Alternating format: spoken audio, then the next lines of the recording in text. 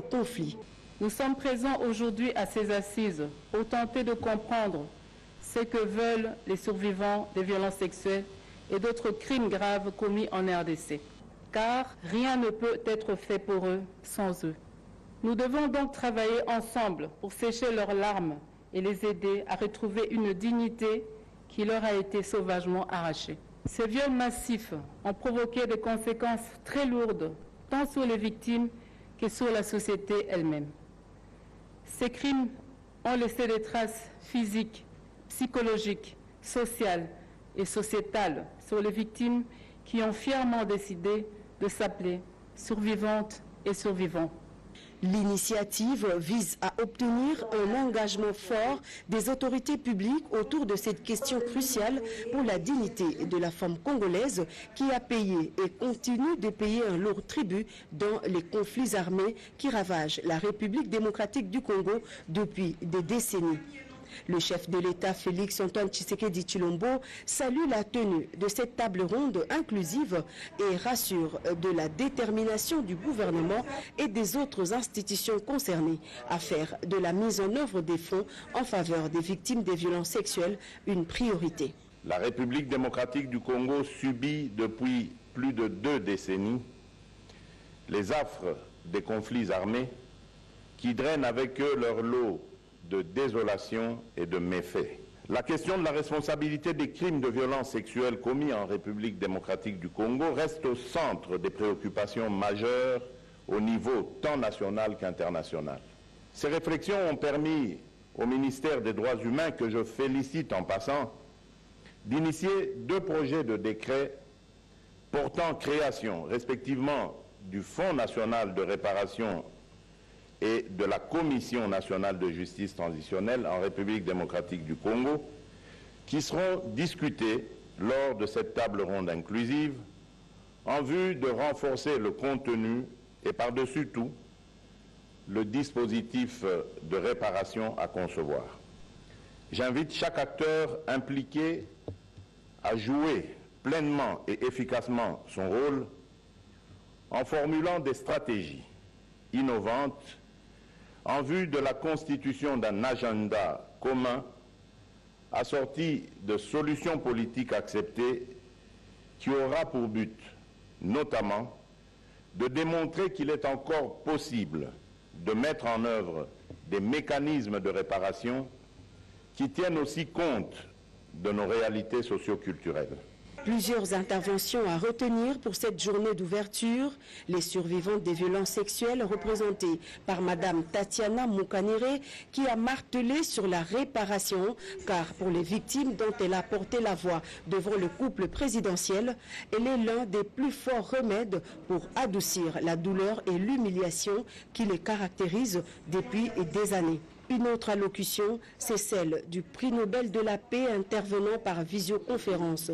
Dr Denis Mukwege a salué la présence du président de la République et de son épouse, ce qui, selon lui, marque un changement notable dans l'approche de la résolution des questions relatives aux violences sexuelles en République démocratique du Congo. Pour qu'il nous ait présenté des félicitations, nous sommes émus, mais les félicitations lui sont d'abord adressées à lui-même, puisque c'est lui qui a porté les dévolus sur notre modeste personne. Nous ne faisons que l'accompagner pour réussir son mandat. Cette table ronde est d'une très grande importance parce qu'une structure comme celle-là, le Fonds national de réparation des victimes de crimes sexuels et autres crimes graves, aura une importance capitale pour la République démocratique du Congo. Vous savez qu'il y a des compatriotes qui ont perdu tous les goûts de la vie, qui ont perdu même l'essence d'appartenir à une nation. Avec ce fonds qui va accompagner les victimes sexuelles et autres victimes de crimes graves, ils vont avoir le sentiment d'appartenir à une nation, que le pays ne les oublie pas, que le pays les accompagnera dans tout ce qui sera fait. Et avec ce fonds, même les victimes oubliées de Kamwena Nsapu, les victimes oubliées de Yumbi, les victimes oubliées des Enyele, de Bundudia Congo, tous reprendront goût à la vie en sachant qu'ils appartiennent à un pays. Ma joie aujourd'hui, c'est d'attendre en fait, cette phase-là. On dirait qu'on a sauté un escalier. C'est très important aujourd'hui parce que ça fait plus de 25 ans que nous avons subi les crimes en fait le plus odieux et nous n'avons pas eu cet espoir, nous n'avons pas eu cette chance d'avoir quelque chose de ces niveaux-là. Et pour nous, c'est une joie, c'est une force de plus, c'est un honneur d'avoir été reconnus dans ce sens. Nous avons demandé que les victimes soient au centre de tout le processus parce qu'elles connaissent mieux ce qu'elles ont vécu que quiconque. Elles connaissent de quoi ils ont vraiment besoin. Et c'est très important aujourd'hui que nous puissions, pour recevoir ces fonds, ces réparations avec honneur et dignité, il faudrait qu'il y ait des personnes intègres. Si on met des personnes intègres à ces postes-là, ça va nous soulager et ça va nous donner plus confiance en ces fonds. Ça va donner plus de force aussi. L'ambassadrice du Fonds des Nations Unies pour la population UNFPA pour la lutte contre les violences sexuelles est basée sur le genre, mais aussi l'autonomisation de la femme. J'ai l'honneur d'inviter ici la distinguée première dame pour son plaidoyer en faveur des survivants des violences sexuelles. Sous vos applaudissements, mesdames, messieurs.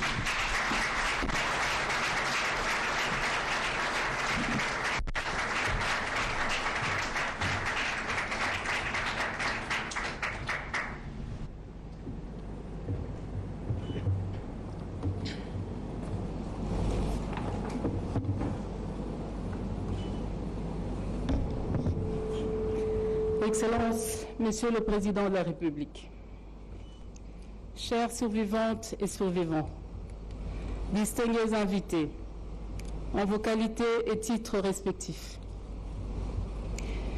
je vous salue d'abord d'un amour profond. Je suis particulièrement heureuse de voir ce jour arriver et d'envisager des échanges à la hauteur des enjeux et surtout de la peine des compatriotes longtemps meurtris par l'indifférence apparente de plusieurs dont nous faisons malheureusement partie. 1152, c'est le nombre annoncé de femmes violées par jour en République démocratique du Congo. Ceci veut simplement dire qu'à l'heure où je vous parle, il est fort probable que dans un coin de notre immense pays, une mère, une femme, une sœur, et dans le plus macabre des cas, une petite fille, voire un petit garçon est violé. Je ne saurais dès lors poursuivre mon propos sans nous appeler à porter nos pensées vers ces personnes meurtries et respectueusement vous demander de vous lever afin d'observer une minute de silence en mémoire de tous ceux de nos compatriotes aujourd'hui décédés, victimes des crimes graves commis sur notre sol.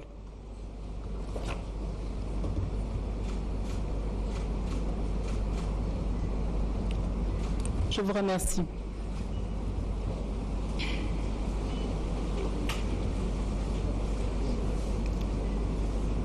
Mesdames et messieurs, distingués invités, nous sommes présents aujourd'hui à ces assises pour tenter de comprendre ce que veulent les survivants des violences sexuelles et d'autres crimes graves commis en RDC. Certains d'entre eux sont physiquement présents dans la salle, car rien ne peut être fait pour eux sans eux. Seulement, je peux me permettre d'imaginer que ce ne sont pas uniquement les minutes de silence observées en mémoire de celles et ceux qui sont partis suffiraient. Ce qu'elles désirent de plus, c'est le silence des armes, afin que soient enfin entendus les cris de leurs âmes. La paix, la tranquillité, la sérénité et l'espérance d'un avenir meilleur sont leurs aspirations. Et par-dessus tout, une reconnaissance des faits et l'acceptation des responsabilités. Nous devons donc travailler ensemble pour sécher leurs larmes et les aider à retrouver une dignité qui leur a été sauvagement arrachée. Mesdames et messieurs, la RDC, à ce jour, honteusement qualifiée par certains de capitale mondiale du viol, même si plusieurs se sont ravisés à maintenir cette qualification, le fait seul de l'avoir évoqué doit nous interpeller. En effet, en période de conflit, le viol est utilisé comme une arme de guerre. Ce n'est pas une révélation, c'est un fait. Ce n'est pas une information, c'est une réalité. Celle des compatriotes qui, chaque jour, subissent ces atrocités. Ces viols massifs ont provoqué des conséquences très lourdes, tant sur les victimes que sur la société elle-même. Ces crimes ont laissé des traces physiques, psychologiques, sociales et sociétales sur les victimes qui ont fièrement décidé de s'appeler survivantes et survivants. Qualificatif que j'emploierai au féminin dans mon discours, dans la mesure où, comme nous le savons tous, la proportion des victimes de violences sexuelles est majoritairement féminine. Outre les séquelles physiques et le traumatisme psychologique résultant des atrocités corporelles qu'elles ont subies, les survivants des violences sexuelles se retrouvent souvent en précarité économique et dans de nombreux cas rejetés par la cellule familiale en particulier et par leur communauté locale en général. Ces communautés, globalement affectées par ce cycle effroyable de conflits, voient s'installer et se perpétuer en leur sein cette culture du viol sur fond apparent de passivité et de complicité communautaire. Il est donc temps de changer le narratif et de bâtir un Congo nouveau fondé sur des bases solides où l'impunité n'a plus sa place. Un véritable état de droit. Or, il ne peut y avoir de droit sans réparation.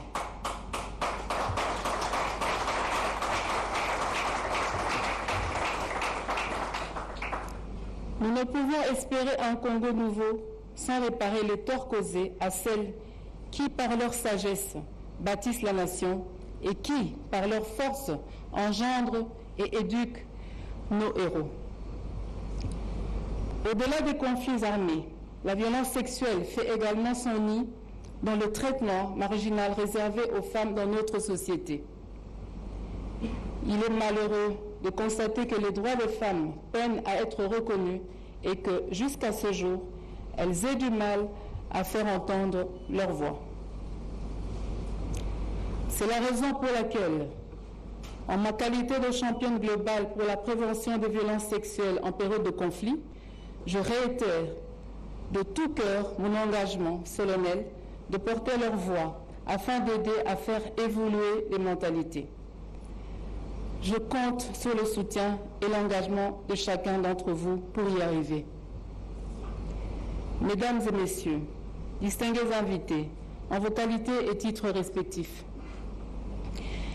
permettez-moi, avant de poursuivre mon propos, de saluer les efforts et les actions de plaidoyer pour des réparations en faveur des victimes de violences sexuelles menées depuis plusieurs années par des bénévoles, des organisations non gouvernementales, les agences des Nations Unies, des associations d'aide aux victimes et les associations des survivantes. Je tiens également à rendre un hommage à notre digne fils du pays, le prix Nobel de la paix, le docteur Denis Mukwege, pour son implication particulière dans la prise en charge des survivants des violences sexuelles. Et par lui, je salue les dignes filles et fils de ce pays qui, dans l'anonymat total et quelquefois au péril de leur vie, se sont engagés à redonner sourire et vie à toutes celles qui en avaient été injustement privées. Laissez-moi également reconnaître et encourager la détermination du chef de l'État, son Excellence, M. Félix-Antoine Tshisekedi Tshilombo, mon cher et tendre époux, et son gouvernement.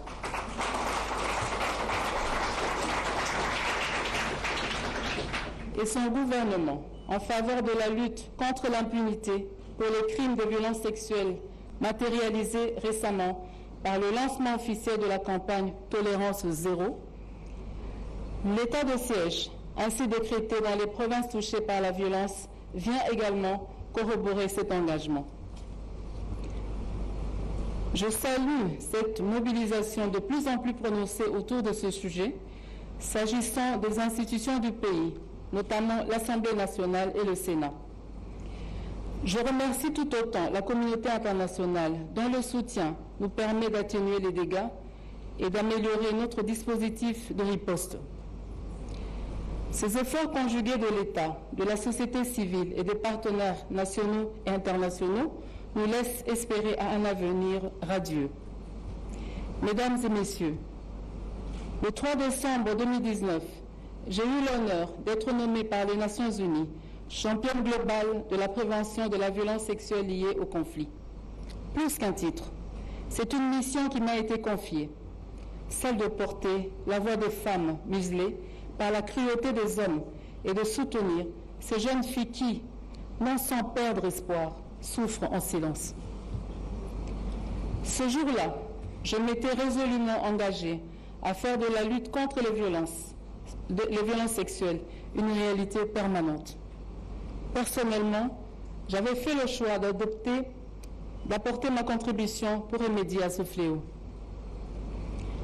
Le combat est dur, je le sais. Le défi est grand, je le conçois. Mais j'ai la ferme conviction qu'ensemble, nous y arriverons certainement.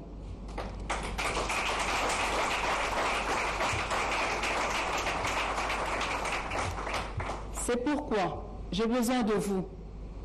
Non de votre aide, mais de votre implication. Non de votre assistance, mais de votre participation.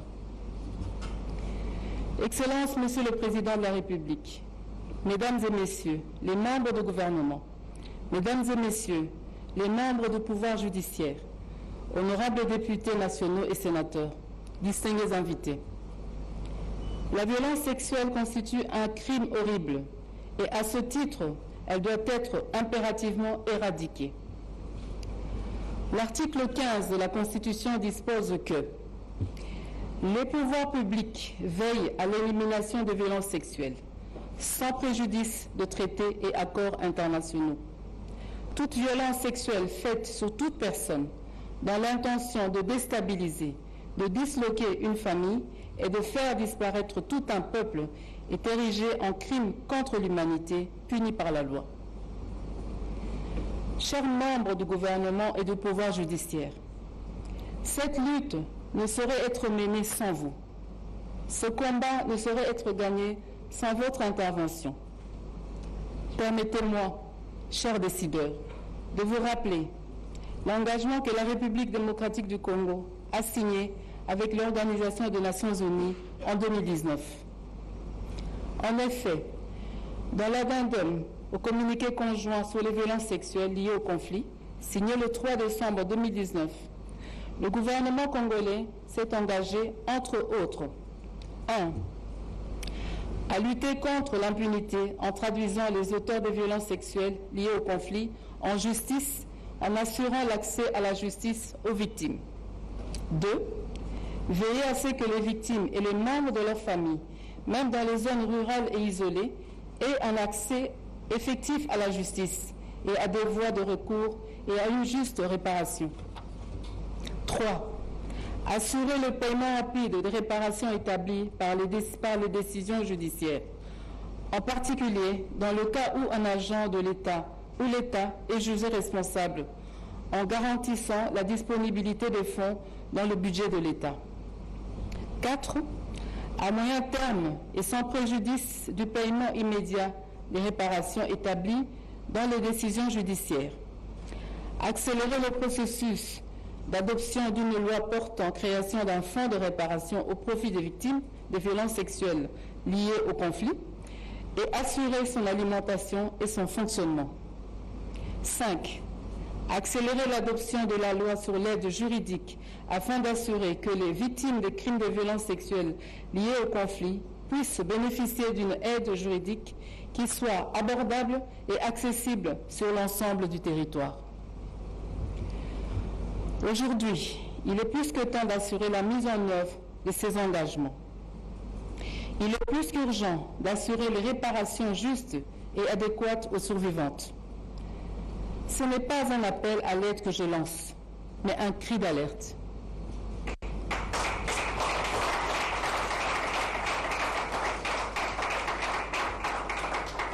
C'est la voix des survivantes que je veux faire entendre ici devant vous.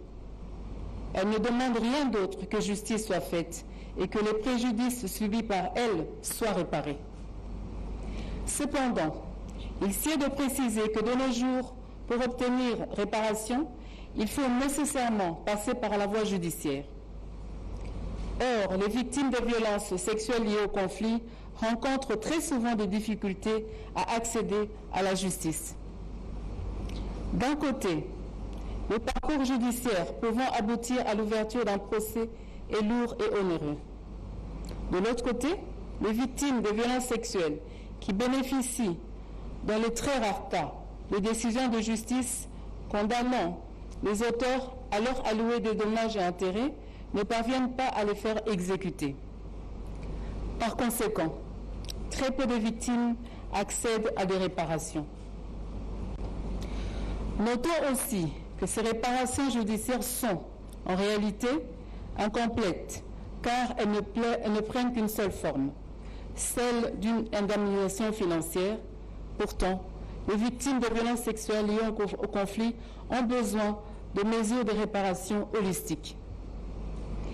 Mesdames et messieurs, distingués invités, considérant le fait que les violences sexuelles liées au conflit constituent une violation grave du droit international humanitaire et que l'État peut être tenu responsable des actes commis par ses agents ou encore d'avoir failli à son obligation de protéger sa population en période de conflit, il est impérieux de mettre en place, en dehors du cadre judiciaire, un programme de réparation administrative. L'État devrait donc définir les modalités de réparation individuelle et collective tout en assurant la mise en œuvre des garanties de non-récurrence des violations graves des droits de l'homme, notamment les violences sexuelles commises en période de conflit. Mesdames et messieurs, comme le dit précédemment, la violence sexuelle est un problème global qui nous affecte tous autant que nous sommes. C'est une affaire de tous. Lorsqu'une femme est violée, une partie de notre société est détruite. C'est une partie de nous-mêmes qui est en réalité brisée. Pour combattre cette atrocité, il est impérieux d'unir nos intelligences et de mettre en synergie nos efforts, nos compétences et nos ressources. Je lance donc un vibrant appel à la solidarité nationale et internationale. Ces assises sont l'expression du plaidoyer que je porte et qui s'inscrit dans la droite ligne de la justice transitionnelle chèrement portée par l'Union africaine et son Excellence, Monsieur le Président de la République, qui en assume actuellement la présidence. Cette table ronde nous offre en effet, par son exclusivité, une formidable opportunité de traiter ensemble des éléments devant permettre l'élaboration d'une loi et l'adoption d'une politique nationale de réparation. Elle constitue en outre l'occasion de proposer des solutions pratiques et idoines de mise en place d'un fonds national de réparation des victimes de violences sexuelles liées au conflit. Mesdames et messieurs, distingués invités, en vos qualités et titres respectifs, ce projet est le nôtre. Nous devons totalement être impliqués. Président de la République, membres du Parlement, du gouvernement, du pouvoir judiciaire, société civile, leaders communautaires, partenaires nationaux, partenaires internationaux, et j'en passe. Bref, nous tous qui sommes représentés ici dans cette salle, je reste confiante et garde la ferme conviction qu'ensemble, nous sommes une communauté plus forte, comme j'aime le dire. Pour clore mon propos, je tiens à remercier tous les partenaires engagés dans cette démarche et à saluer chaleureusement, tout en les félicitant, les équipes qui ont aidé à l'élaboration de ce projet d'envergure et ont organisé cette table ronde. À vous, mesdames et messieurs, distingués invités, je tiens sincèrement à vous remercier pour votre présence qui marque votre soutien à mon engagement et surtout à la cause des survivantes. À nos mères, nos sœurs, nos filles survivantes, je peux vous partager ma foi en ces paroles du Christ, reprises dans le verset 4 du chapitre 5 du livre de Matthieu. Je cite, « Heureux les affligés, car ils seront consolés. » À moi de vous souhaiter donc paix et consolation. Mesdames et messieurs, je vous remercie.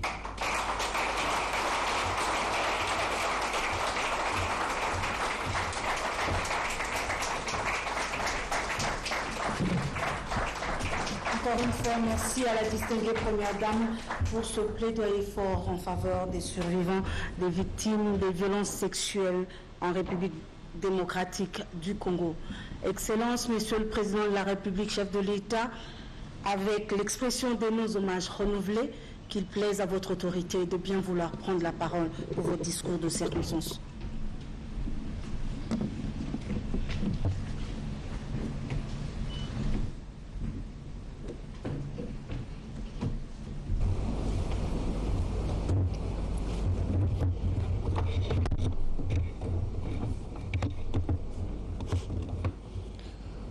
Honorable Président de l'Assemblée nationale, Honorable Président du Sénat ici représenté, Monsieur le Premier ministre, chef du gouvernement,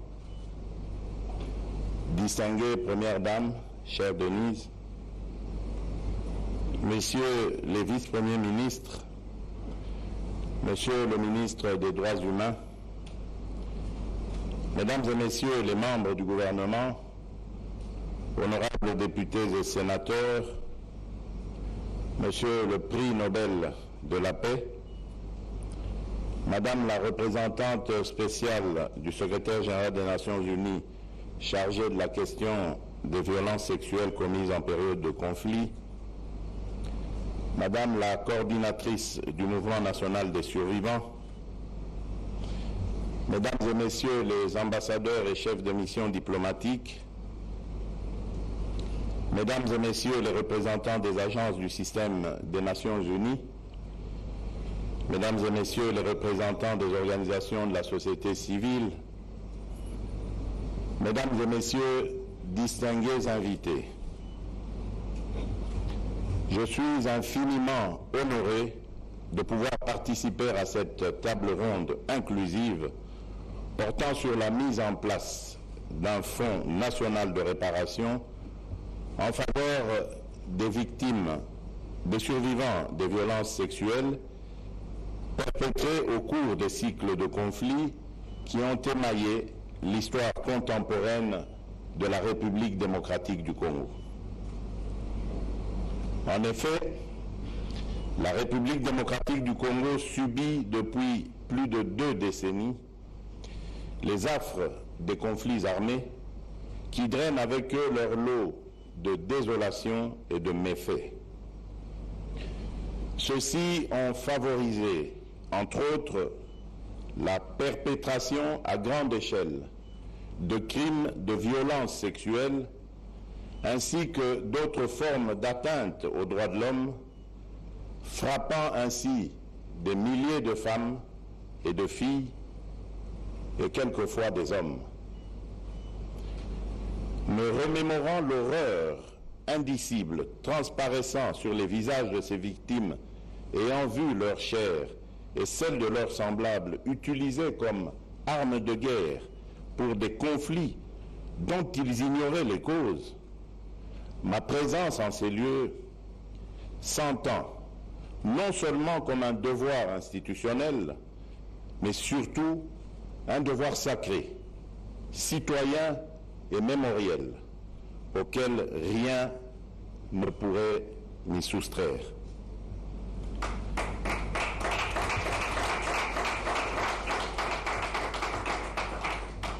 Comme vous le savez sans doute, ces crimes de violence sexuelle entraînent des conséquences graves sur les victimes et par-delà la société tout entière.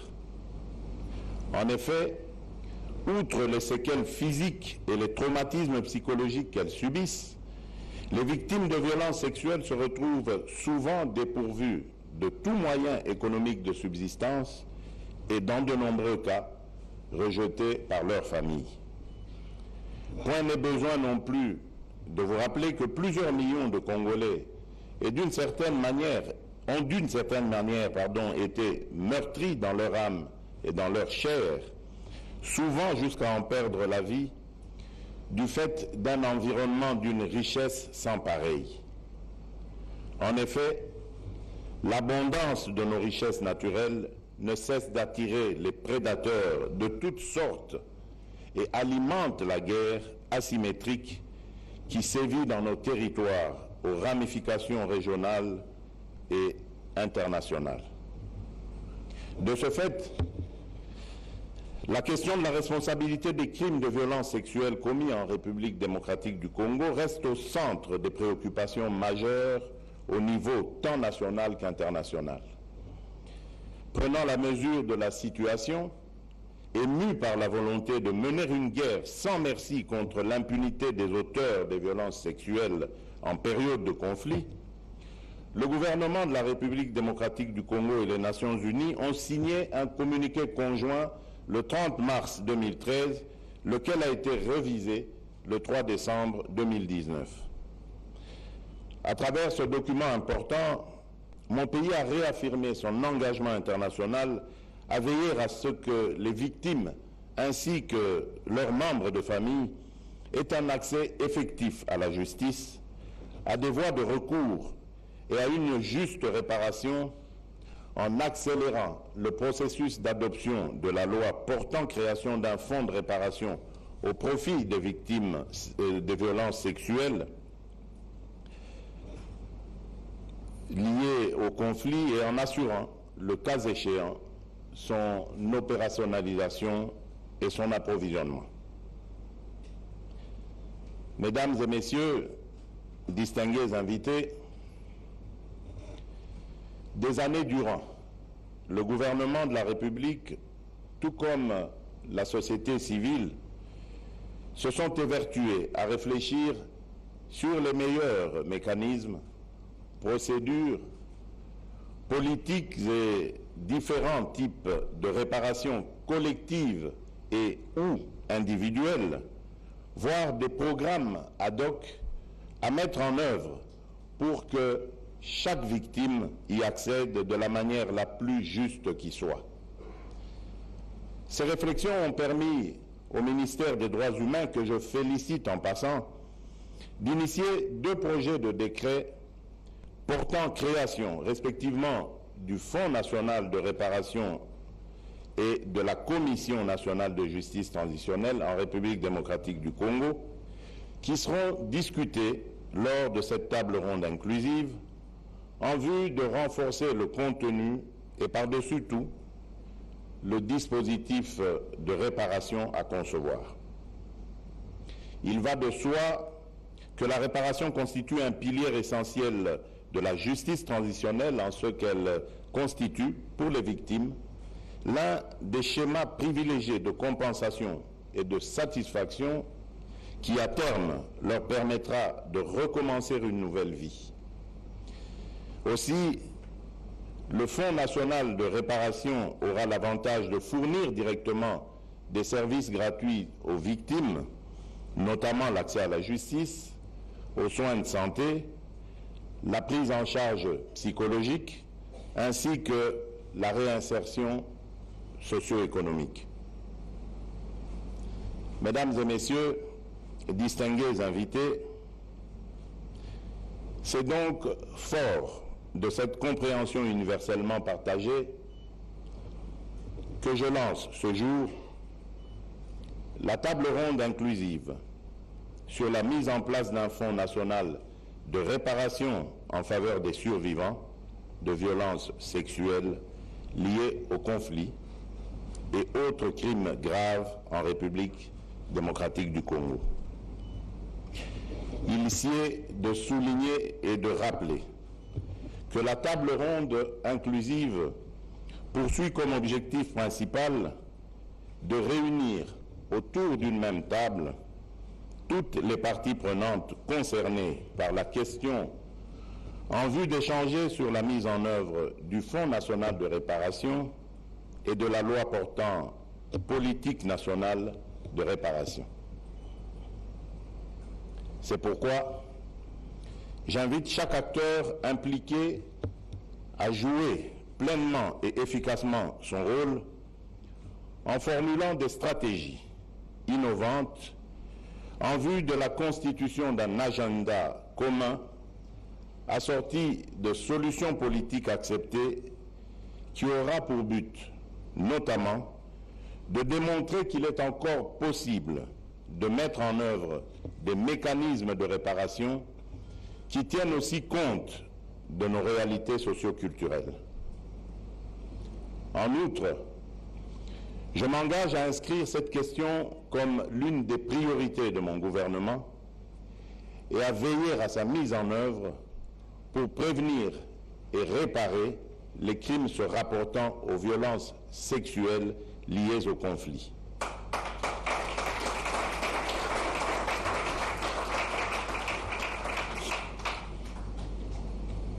Mesdames et messieurs, distingués invités, je ne peux clore mon mot sans pouvoir adresser mes vifs et sincères remerciements à la très distinguée Première Dame, Denise Nyakeru Tshisekedi, mon épouse,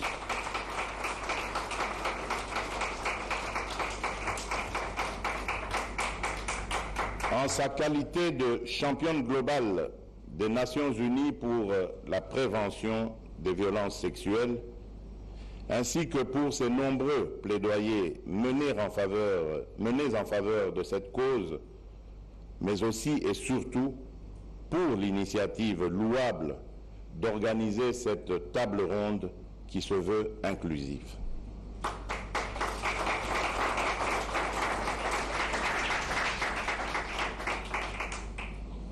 J'exprime ma gratitude à nos partenaires internationaux et de la société civile pour l'appui nous apporté et je les invite à demeurer à nos côtés jusqu'à la matérialisation de ce projet. J'adresse enfin mes remerciements à tous les acteurs de mon cabinet ainsi que du gouvernement pour leur implication sans faille à la recherche de solutions en faveur des victimes des violences sexuelles. Mesdames et messieurs, distingués invités, ainsi je déclare ouverte la table ronde inclusive sur la mise en place d'un fonds national de réparation en faveur des survivants de violences sexuelles liées au conflit et autres crimes graves en République démocratique du Congo.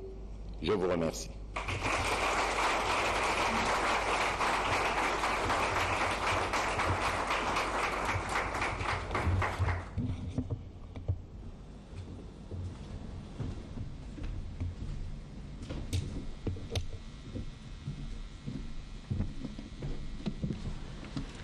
Merci à son Excellence, Monsieur le Président de la République, chef de l'État. Excellence, Monsieur le Président de la République, distinguée Première Dame, Excellence, Mesdames, Messieurs, en vos titres et qualités, distingués invités, ainsi prend fin la cérémonie d'ouverture de la table ronde inclusive sur la mise en place d'un Fonds national de réparation en faveur des survivants des violences sexuelles et autres crimes graves perpétrés en République démocratique du Congo. Excellence, avant la fin totale de cette cérémonie, permettez-moi de rappeler quelques dispositions protocolaires. Tout de suite, nous allons procéder à la prise de photos de famille avec quelques personnalités et le couple présidentiel.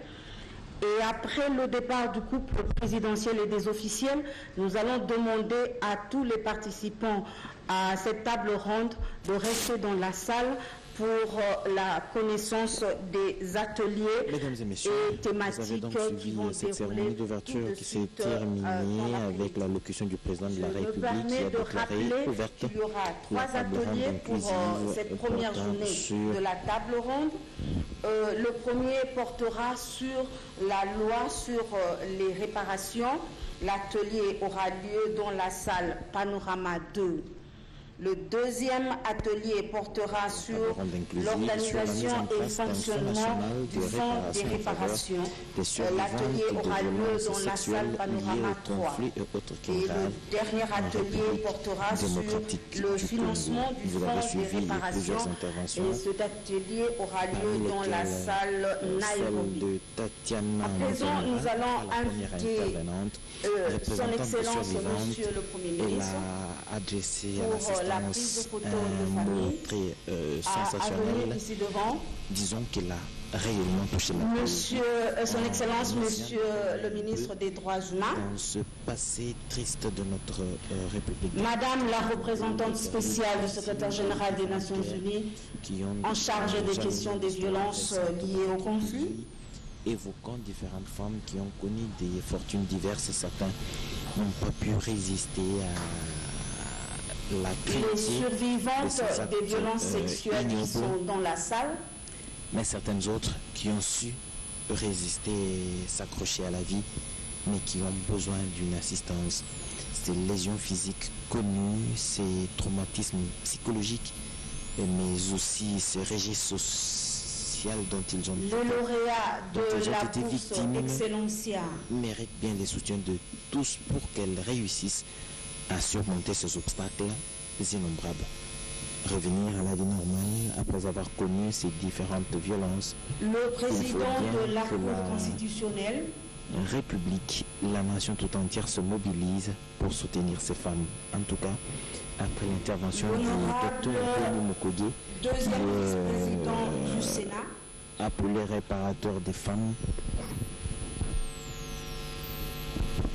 Le président du Conseil d'État, appelé réparateur des femmes, Denis Mukwege est intervenu par un discours à distance qui se trouve à l'extérieur du pays. Il a, comme il le fait toujours, revenu sur la justice transitionnelle impérative et la nécessité d'un tribunal international pour la République démocratique du Congo. On ne peut pas voir autant de massacres, autant de violences sexuelles et passer outre et penser que la réparation pourra bien donc être réussie.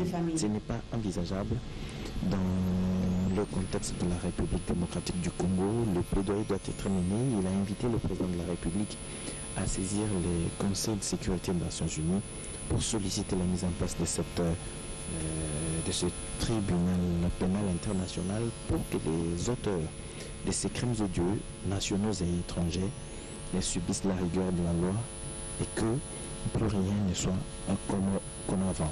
Des discours qui montrent donc l'engagement de leaders politiques, mais aussi des leaders nationaux dans différents domaines pour que la justice soit faite. La faute de famille est en train d'être prise. Le président de la République, en même temps l'Assemblée de se lever pour saluer le départ. Le ministre des Droits humains qui est lui intervenu en rappelant les atrocités qu'ont connues les populations du Kasaï dans l'affaire Kamana Sapou. Il a aussi parlé de Mwenga, des massacres de Mwenga, le massacre de Kisangani. Il a évoqué tous ces massacres pour rappeler qu'au côté des crimes sexuels, des violences sexuelles qu'ont connu les femmes, il y a ces autres crimes odieux dont les victimes ont besoin de réparation. Cela va être fait et le gouvernement est engagé justement dans ce domaine. Les propositions ont été faites pour que le fonds soit mis en place. Mais il faut rappeler que Pranila Patem, cette représentante des Nations Unies en cette matière de violence sexuelle, a évoqué l'exemple de la Colombie pour que la République démocratique du Congo puisse privilégier la voie législative au lieu de celle réglementaire quand on parle du décret qui est en train d'être proposé aux partenaires, aux participants à cette table ronde pour discuter, l'enrichir. Il est bien donc important de penser à une loi qui pourrait instituer